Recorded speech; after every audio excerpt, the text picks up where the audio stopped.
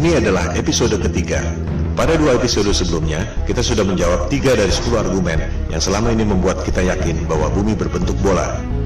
Pada episode ini, kita akan membahas topik nomor 4 dan 5, yaitu soal teori bumi mengelilingi matahari dan gravitasi Newton yang merupakan landasan dari seluruh dogma sains modern. Kita mulai dengan topik keempat, tentang persepsi bahwa Galileo membuktikan teori heliosentrik atau bumi mengelilingi matahari. Manusia sudah ribuan tahun mengamati alam semesta. Apa yang mereka lihat adalah sama dengan apa yang kita lihat saat ini jika otak kita tidak dijejali dengan berbagai propaganda sebelumnya. Jangan sekali-sekali meremehkan para astronom kuno, karena merekalah kapal laut bisa menyeberangi benua tanpa kompas hanya dengan melihat formasi bintang. Zodiak yang Anda pakai sekarang merupakan hasil pengamatan mereka. Mereka mampu menghitung gerhana secara akurat. Jika Anda melihat situs resmi NASA, perhitungan astronom kuno masih digunakan sampai sekarang. Mereka mampu menghitung pergerakan bintang selama 25.000 tahun yang disebut sebagai The Great Platonic Year. NASA pun masih menggunakannya sampai sekarang. Jika kita melihat langit, kondisinya persis seperti di planetarium, bahwa kita dan bumi ini diam. Bintang-bintang berputar mengelilingi kita pada langit yang berbentuk kubah. Semua bintang berputar, kecuali satu yang posisinya tak pernah berubah, yakni bintang utara atau North Star. Para astronom kuno memandang bahwa bintang utara terletak pada titik puncak yang merupakan poros kubah. Itu sebabnya bintang utara posisinya tetap, dan bintang-bintang lain posisinya berputar. Kondisi bumi datar dengan langit berbentuk kubah merupakan kosmologi yang umum pada agama-agama besar di dunia.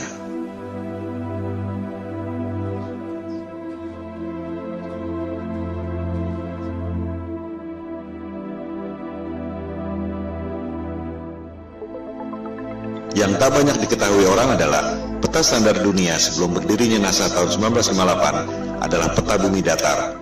Silakan Anda buka situs Boston Public Library. Anda akan menemukan peta seperti ini. Judulnya, Peta Standar Dunia yang Baru. Ciri-ciri peta bumi datar ialah pusat lingkaran adalah kutub utara. Oleh sebab itulah jarum kompas selalu menunjuk arah utara, yaitu ke pusat lingkaran bumi. Posisinya persis di bawah bintang utara tempat semua bintang berputar, seperti yang telah dijelaskan tadi. Pulau-pulau dan benua-benua tersebar mengelilingi pusat lingkaran, yakni kutub utara. Sehingga, jika kita terbang dari barat ke timur, akan kembali ke tempat semula di barat, sesuai arah jarum kompas yang selalu menunjuk arah utara, yakni pusat lingkaran bumi. Bagian terluar adalah Antartika, tembok es yang mengelilingi bumi. Jika peta itu di zoom, tulisannya adalah lingkaran Antartika. Tak ada kutub selatan pada peta bumi datar. Antartika bukan benua, melainkan tembok es yang mengelilingi bumi. Boston Public Library itu masih menyimpan arsip peta-peta bumi datar yang merupakan peta standar dunia sebelum NASA didirikan tahun 1958. Antartika bukan benua. Jika di zoom, tulisannya Impassable Ice atau tembok es yang tak dapat dilewati. Kita akan membahas soal tembok es Antartika ini pada episode berikutnya. Juga akan dibahas bagaimana USGS, United States of Geological Survey, lembaga paling kredibel di bidang geologi dan ilmu bumi, membuat peta bumi bola berdasarkan peta bumi datar. Anda bisa cek sendiri di situs USGS. Pembuatan peta bumi datar menjadi bumi bola disebut azimuthal equidistant dengan menggunakan rumus matematika yang dibuat oleh Al-Biruni, cendekiawan Muslim 1000 tahun lalu. USGS menerangkan bahwa peta bumi datar merupakan dasar yang akurat untuk membuat peta atlas nasional Amerika Serikat untuk mengukur jarak penerbangan dan menentukan arah antena. Bahkan, disebut pula bahwa peta bumi datar merupakan dasar pembuatan logo PBB tahun 1945. Inilah realitas peta dunia sebelum dibentuknya NASA tahun 1958. Silakan Anda perhatikan logo PBB. Kutub utara adanya di tengah lingkaran. Benua-benua mengelilingi pusat lingkaran. Tak ada kutub selatan alias Antartika di logo PBB. Yang ada ialah tembok es yang mengelilingi bumi datar. Anda pun bisa cek sendiri video resmi yang diterbitkan oleh Gedung Putih Amerika Serikat. Terlihat di situ ruang rahasia Presiden Kennedy yang menjabat sampai tahun 1963 menggunakan peta bumi datar di ruang kerja rahasianya. Kita akan membahas hal ini pada episode 4 setelah episode 3 ini. Kembali pada kosmologi bumi datar. Teori bumi pusat alam semesta ini disebut geosentrik, menjadi bagian dari sains sejak dipaparkan oleh ilmuwan Yunani kuno Ptolemy. Ia menghitung dengan rumus matematika secara cermat tentang pergerakan benda-benda langit mengelilingi bumi. Perhitungan Ptolemei sangat akurat, sampai sekarang masih sering dibuatkan model komputernya. Hasil pergerakan planet-planet mengelilingi bumi menghasilkan pola yang disebut geometri suci atau sacred geometry, the golden ratio. Ketika itu, manusia menempatkan scientia atau pengetahuan di bawah sapientia, divine wisdom. Demikian halnya dengan penerus Ptolemei, yakni cendekiawan Muslim Ibnu Sina. Ia mengemukakan tesis tentang langit ketujuh dan seterusnya sebagai lapisan kubah celestial atau kubah bumi itu. Dari pola pergerakan benda-benda langit seperti itu, kita tentu berpikir bahwa pasti ada kecerdasan ilahiyah, Tuhan yang Maha Kuasa, yang membuat ini semua. Bahwa ruh dan kecerdasan kita berasal dari atas, yaitu kecerdasan transendental. Hal itu yang tak diinginkan oleh sains modern yang mempropagandakan bahwa alam semesta terjadi secara acak atau random. Kecelakaan kosmik dalam galaksi mati yang tak bertuhan, di mana kecerdasan Anda berasal dari bawah, yaitu evolusi dari submolekul. Teori bumi mengelilingi matahari juga sudah ada sejak 2500 tahun lalu. Teori ini dikemukakan oleh penyembah dewa matahari, Martianus Capella. Sains barat menganggap teori bumi mengelilingi matahari dikemukakan oleh Copernicus, dilanjutkan oleh Galileo.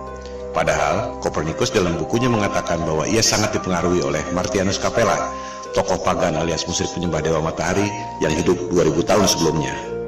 Kebanyakan orang berpikir bahwa Galileo membuktikan teori bumi mengelilingi matahari, seolah Galileo dihukum oleh otoritas agama karena mengatakan kebenaran, bahwa agama adalah korup, saintis adalah pahlawan. Padahal yang terjadi justru sebaliknya. Silakan Anda cek buku The Genesis of Science yang sudah dirangkum pada Wikipedia.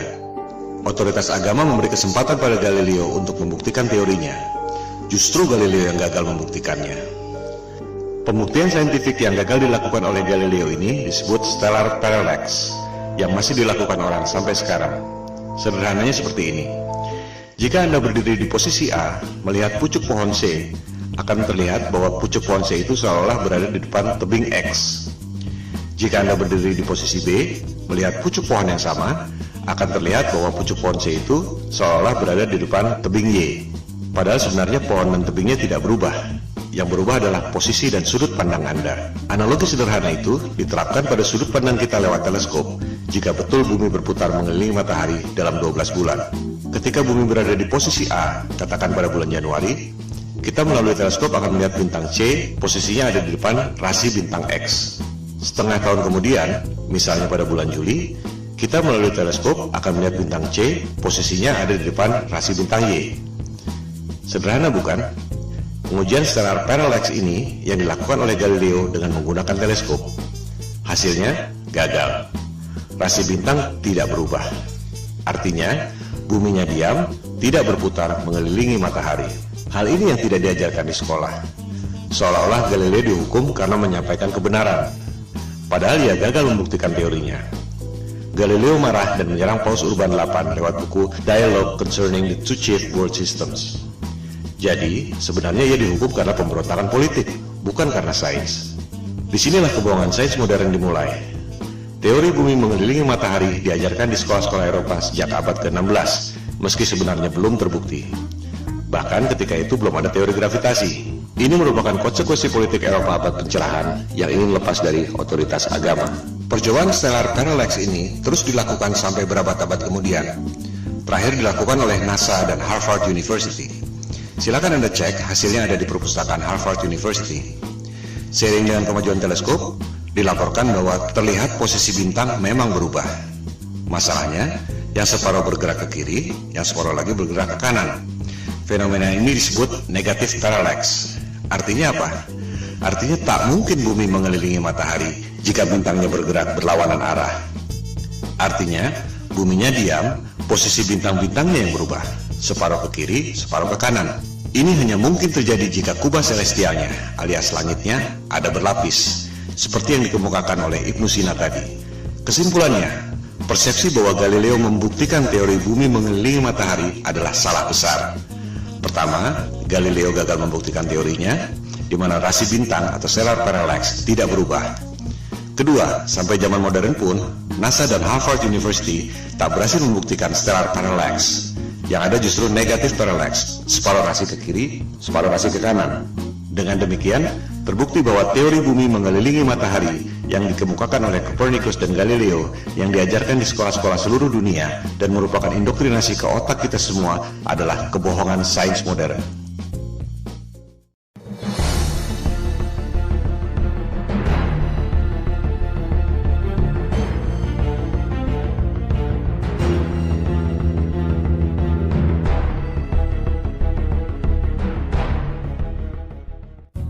Teori gravitasi adalah fondasi utama yang merasionalkan teori bumi bola mengelilingi matahari. Kita tidak jatuh meski posisi kepala kita di bawah dan kaki kita di atas karena gravitasi. Kita tidak terlempar meski bumi berputar mengelilingi matahari karena ada gravitasi. Tapi, bisakah Anda menjawab mengapa air laut bisa nempel seperti kena power glue sementara balon gas bisa terbang? Bisakah Anda menjawab apa yang membuat matahari punya gravitasi sehingga mampu menarik planet-planet mengelilinginya? Kalau Anda bisa menjawab, silakan ajukan ke Komite Nobel. Sebab Einstein pun sudah berusaha menjawabnya dengan teori relativitas dan ia tak dapat hadiah Nobel untuk itu. Kebanyakan orang tak menyadari bahwa gravitasi Newton dan juga relativitas Einstein adalah teori, bukan fakta. Mari kita buktikan. Newton mengemukakan teori gravitasi tahun 1678 untuk merasionalkan teori bumi mengelilingi matahari yang terakhir dikemukakan oleh Galileo tahun 1615. Ketika itu, orang baru tahu ada medan magnet bumi lewat buku yang ditulis oleh William Gilbert berjudul The Magnet. Yang dimaksud The Magnet di sini adalah medan magnet bumi yang membuat jarum kompas selalu menunjuk arah utara. Gilbert mengatakan bahwa bumi ini seperti medan magnet raksasa. Lewat legenda apel jatuh ke kepala Newton, ia berasumsi dan berteori bahwa benda jatuh karena gaya tarik bumi. Persis seperti medan magnet membuat jarum kompas menunjuk arah utara. Padahal, jika kita ganti jarum kompas dengan kayu, maka medan magnet bumi tak dapat menariknya. Dari situ, untuk mendukung teori bumi mengelilingi matahari, Newton berasumsi dan berteori bahwa planet-planet mengelilingi matahari karena gravitasi. Ia pun membuat rumus gravitasi yang terkenal itu. Rumusnya memang benar, menghitung massa dua buah benda, jarak, dan gayanya. Tapi itu tidak membuktikan bahwa bumi punya gaya tarik. Silakan Anda cek, Newton tak dapat membuktikan mengapa apel jatuh ke kepalanya secara vertikal, tapi bumi terkena gravitasi matahari, berputar keliling-keliling, tak ada habisnya. Sebuah fenomena bisa dijelaskan lewat penjelasan saintifik yang berbeda. Mari kita ambil beberapa contoh. 1. Fenomena elektron berputar mengelilingi inti atom. Apa penyebabnya? Newton akan menjawab gravitasi, persis seperti bumi mengelilingi matahari. Betul? Jelas salah. Niels Bohr, ilmuwan penemu kuantum leap dalam atom, mengatakan bahwa itu disebabkan oleh elektromagnetik, bukan gravitasi. Tak ada gravitasi pada atom. Rumus gravitasi Newton sama sekali tak bisa diterapkan untuk menghitung pergerakan atom. Di sini letak inti masalahnya. Ketika Newton hidup, ia tak tahu ada elektromagnetik.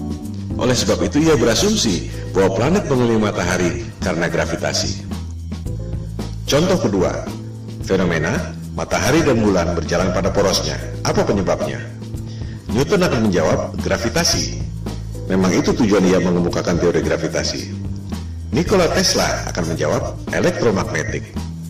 Persis seperti elektron berputar mengelilingi inti atom, suatu hal yang belum diketahui Newton selama hidupnya. Tesla dapat menciptakan semua temuan-temuan yang dahsyat itu yang telah dipaparkan pada episode sebelumnya karena menganggap bumi ini bukan planet yang mengelilingi matahari. Bumi adalah pusat alam semesta yang memiliki energi dahsyat, termasuk menggerakkan matahari, bulan, dan bintang-bintang pada kubah celestial. Ia pun mengatakan matahari dan bulan digerakkan secara wireless oleh medan elektromagnetik yang ada di ether. Lebih jauh lagi, ia mengatakan bahwa kubah bumi atau kubah celestial itu terangkat karena medan elektromagnetik. The only force you need to counter is the electromagnetic force, not gravity. Kata-katanya adalah the only force. Bahasa terangnya, gravitasi adalah ilusi. Tesla pun mengatakan bahwa bintang-bintang menempel pada kubah celestial atau the firmament, bahasa Alkitab Taurat, terjemahan King James. Contoh kasus ketiga, fenomena besi tenggelam dan gabus terapung di air. Apa penyebabnya? Newton akan menjawab gravitasi. Besi tenggelam karena ditarik oleh gaya tarik bumi. Archimedes akan menjawab berat jenis. Besi tenggelam karena berat jenisnya lebih besar dari berat jenis mediumnya, yaitu air. Gabus terapung karena berat jenisnya lebih kecil dari berat jenis mediumnya, yaitu air. Kita lihat, sebuah fenomena bisa dijelaskan dengan paradigma sains yang berbeda. Contoh kasus keempat, fenomena balon helium terbang di udara. Newton dengan paradigma gravitasinya mungkin terpaksa menjawab anti-gravity. Archimedes akan menjawab dengan hal yang sama, berat jenis. Balon helium terbang karena berat jenisnya lebih kecil dari berat jenis mediumnya, yaitu udara. As simple as that. Coba kita simak baik-baik foto ini. Air laut bisa nempel tanpa ada setetes pun yang tumpah. Sementara, kalau kita goyangkan gelas ke atas, air pasti muncrat ke atas sebelum jatuh ke bawah. Padahal, tenaga kita tidak sebesar tenaga samudra. Karena sudah diindoktrinasi sejak kecil dan menganggap bumi bola adalah fakta, kebanyakan orang akan mengatakan bahwa air laut tidak tumpah dan kita tidak merasa bahwa kaki kita ada di atas karena ada atmosfer yang terkena gravitasi. Contohnya adalah gambar ini. Betul? Salah. Itu adalah gambar imajiner tentang medan magnet bumi. Banyak orang mengira gravitasi adalah medan magnet bumi, padahal bukan. Seperti dilihat pada gambar itu, ada jarum kompasnya. Artinya, itu adalah medan magnet bumi yang membuat kompas menunjuk arah utara, bukan gravitasi yang mampu menarik orang ataupun gajah. Gambar tentang gravitasi adalah seperti ini. Di situ tulisannya, gravitasi membuat semua yang ada di bumi ini stabil. Apakah itu gambar ilmiah? Jelas bukan.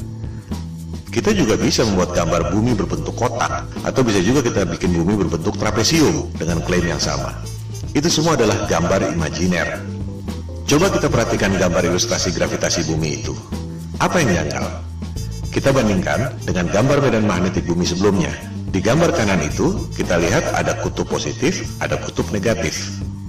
Ada gaya tarik dan ada gaya tolak. Sama seperti gambar besi magnet. Ada gaya tarik, ada gaya tolak.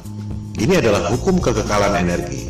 Energi tak dapat diciptakan dan tak dapat dimusnahkan. Hanya bisa berubah bentuk. Contohnya, orang niup balon. Jika balonnya mengembang, pasti paru-paru yang niup itu mengempis. Tak mungkin ada balon mengembang terus jika tak ada energi lain yang mengempis. Inilah hukum kekekalan energi. Nah, itu teori gravitasi, ada gaya tarik bumi, tapi tak ada gaya tolak. Di mana logikanya? Ini bertentangan dengan hukum kekekalan energi. Sekali lagi, gambar-gambar pendidikan yang canggih-canggih itu adalah gambar imajiner. Tergantung asumsi orang yang membuatnya, bukan berarti bahwa itu fakta. Newton tak dapat menjelaskan mengapa bumi bisa punya gaya tarik. Yang bisa menjawab itu adalah Einstein tahun 1905. Dia bilang, gravitasi terjadi karena massa yang besar seperti bulan, bumi, matahari membuat ruang dan waktu melengkung. Wow, sungguh ide yang brilian yang tak terpikirkan dalam imajinasi saintis manapun di dunia. Itu yang membuat Einstein seorang jenius yang lain dari yang lain. Sebuah teori yang sangat indah. Pertanyaannya, apakah teori itu betul? Itu cuma teori yang ada dalam tulisan dan gambar, tak pernah ada di alam nyata. Contohnya ini, orang mencoba menjelaskan teori relativitas Einstein, bagaimana ruang dan waktu melengkung, menciptakan gravitasi yang membuat planet-planet mengelilingi matahari.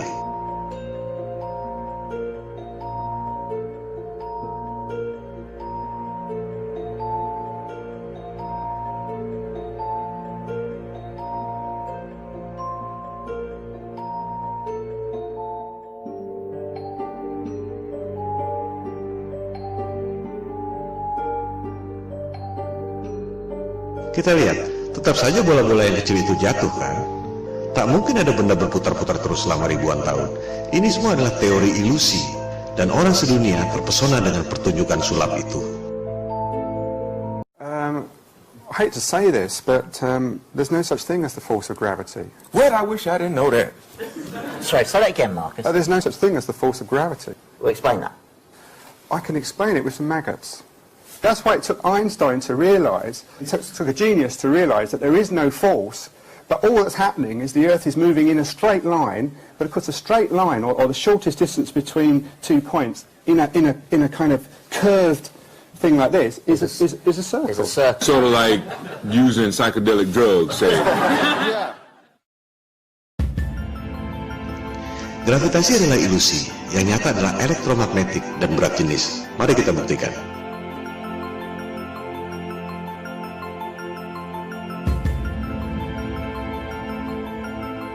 Jadi, betul kata Tesla.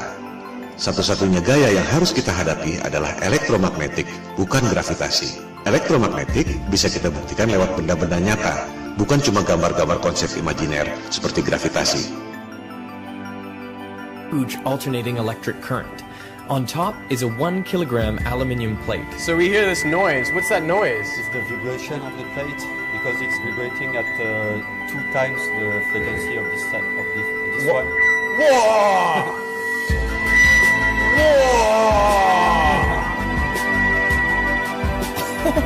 How does it do that? To find out, I've come to the place where it all started, the Royal Institution in London. Ini semua bermula dari abad pencerahan Eropa, di mana kelompok Freemason atau penyembah iblis yang kebanyakan adalah para intelektual, raja-raja, bangsawan, dan aristokrat ingin menggantikan peran agama dan ketuhanan untuk menguasai umat manusia di dunia. Mereka tidak melakukannya dengan tentara seperti Genghis Khan atau Alexander yang Agung. Kaum Freemason melakukannya lewat intelektual, propaganda, dan mind control. Bermula dari teori bumi mengelilingi matahari. Supaya kelihatan masuk akal, dibuatlah teori gravitasi. Padahal benda jatuh ke bumi karena berat jenis, dan benda bisa berputar-putar dalam orbit karena elektromagnetik. Untuk membuktikan bahwa gravitasi itu nyata, Einstein membuat teori relativitas. Ruang dan waktu melengkung dan membuat gravitasi. Padahal, kalau konsep itu dibuktikan lewat benda, terbukti bahwa benda-benda yang kecil-kecil itu pasti jatuh juga ke benda yang besar. Supaya kelihatan rasional, dibuatlah asumsi baru. Ada kekuatan maha dahsyat yang membuat benda itu berputar-putar, yaitu Big Bang. Apakah Big Bang itu fakta? Jelas bukan. Itu adalah teori. Bahkan di kalangan mereka sendiri pun, Einstein misalnya, tak percaya dengan Big Bang. Ia berpikir bahwa alam semesta ini steady state, tak ada awal, tak ada akhir. Big Bang dan gravitasi adalah Tuhan palsu sains modern. Semua pertanyaan yang tak terjawab dilemparkan pada dua hal itu. Media-media dan dunia pendidikan mempropagandakan teori Big Bang seolah fakta, lengkap dengan gambar-gambar canggih yang sebenarnya cuma imajiner. Berikut usia alam semesta 14 miliar tahun yang sebenarnya cuma perhitungan matematika berdasarkan asumsi. Oleh sebab itulah Tesla mengatakan, para saintis ini hanya menghitung matematika dari rumus ke rumus, dan akhirnya menciptakan struktur yang tak ada hubungannya dengan realitas. Model alam semesta berdasarkan asumsi matematika itu, jika asumsi dasarnya salah, maka semuanya runtuh. Gravitasi adalah ilusi, yang nyata ialah elektromagnetik dan berat jenis. Oleh sebab itulah, Goethe, intelektual terkenal dari Jerman, mengatakan bahwa gravitasi Newton itu adalah mistisisme sains. Newton menipu diri sendiri. Saya mengutuknya. Itu adalah kosmologi orang gila, kata Goethe. Dengan demikian, kita tutup argumen kelima yang membuat kita sebelumnya yakin bahwa bumi ini berbentuk bola. Gravitasi Newton adalah teori, ilusi, konsep imajiner berupa gambar-gambar yang tak pernah bisa dibuktikan lewat benda. Gravitasi dan juga Big Bang adalah Tuhan palsu yang merupakan fondasi utama kebohongan sains modern.